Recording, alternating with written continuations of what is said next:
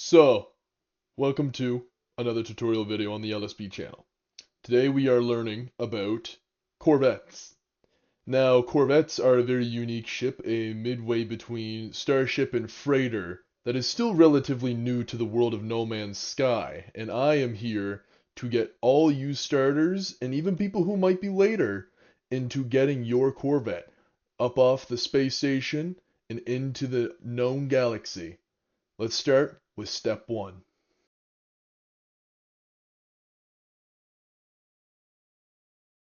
So when it comes down to finding parts, I find the easiest way to get them is purely off of planets that have salvageable scrap on them.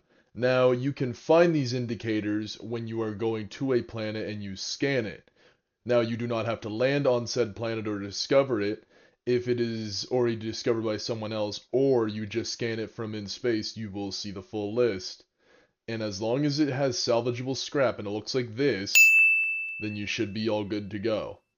Once you get down to the planet, you've got to then extract out the little bits of protective casing and the actual salvage container, which the marker for the salvage container should look similar to the buried technology, however, in a slight tint of yellow. Now, when you get to these salvage containers, they will end up looking like this. You can mine the protective casing to get a chance at some parts, but the main thing you want is the salvage container in the center. This contains at least 2 parts inside of it that you can get.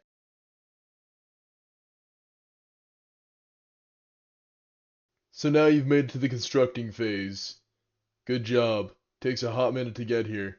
However, when you have all your parts needed, I will say, before I go any further, make sure you have a landing gear of sorts, because that is how you're meant to start this. So, now we can get to the parts.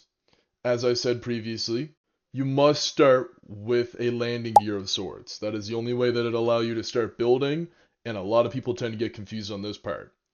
Now, once you have your legs down, the rest is up for you to build. However, make sure that you have a core, you have weapons, and you have all the important integral parts, hull, cockpit, everything.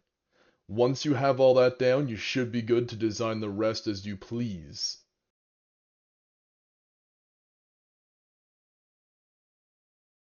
So, you spent your time building, you put a lot of work into it, but you want to make sure that it's up to requirements. Or perhaps you want to look at a list before you start building everything, and then you have to change your design around it and make it look ugly. So this list is the list you need to confirm everything. Once you fulfill this list and make it all work, complete your ship, decorate it however, then you will be able to confirm the design. Once you confirm the design, there is kind of no takesies backsies. You can modify it however you want. You can take parts off, they go back into you.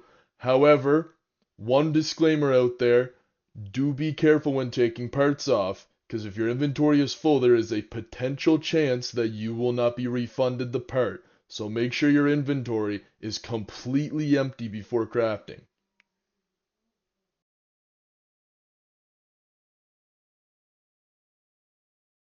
So you've constructed yourself the glorious beast of interstellar travel, being able to warp from system to system, blow up ship to ship, take frigate to frigate, maybe even mine up asteroids if you're feeling like it, travel to any planet you could imagine, do whatever you want. But it just sounds like a normal ship when you think about it. So what is it that it is good at for its usages? Well, we're going to cover number 1, which is early game usage. So in early game usage, you will find that there is a lot of tables that you can place in there when you go and, activate your construction manual. However, whatever button that might be if you're on PC, PlayStation, or Xbox. And a lot of these tables that you can craft in here are actually a little bit tricky to get on your early game normally. These Corvette versions of them, however, can come as easy as however you take it. I mean, if you follow this video, then you'll be having them incredibly early.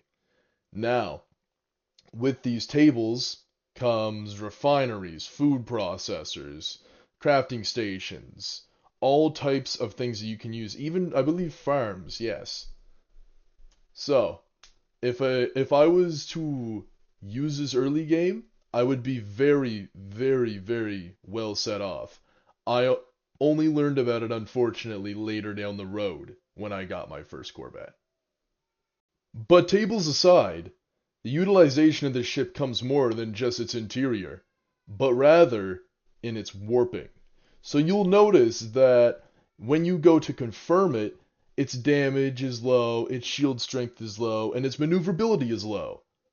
But one thing stands out to you, and that's its warp efficiency. So when it comes down to building Corvettes, they use, obviously, a bigger reactor. So therefore, meaning longer distances. Now when it comes to early game, this distance it can offer can sometimes triple or double your warp drive just on your ship alone. Not to mention you could also mod it with how many slots you have compared to your normal ship slots for technology.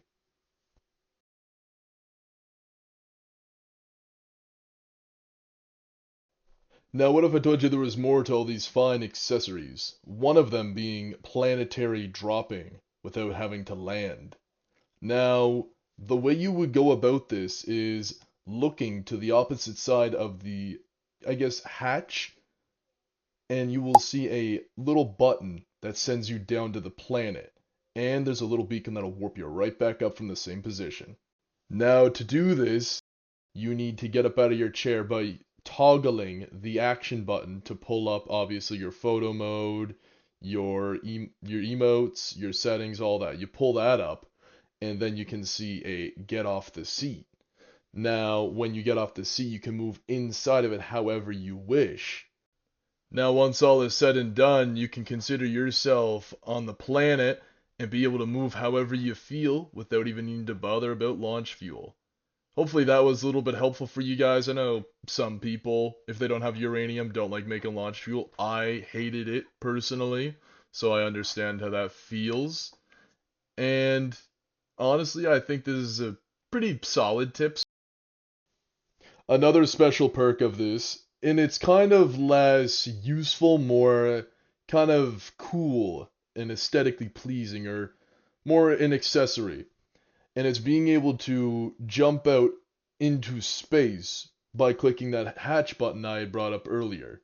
When you click this hatch button, obviously the hatch comes out, and then, while in space, you can jump out, float around with your jetpack. However, you will start getting cold as space is freezing, and that is kind of an accessory to this ship. Hello everyone, thank you for watching that video, and I hope that you found this tutorial useful in your No Man's Sky journey, and I will see you on another No Man's Sky episode on the LSB channel. Stay safe out there, and use your knowledge wisely. Everyone have a wonderful day, and bye-bye.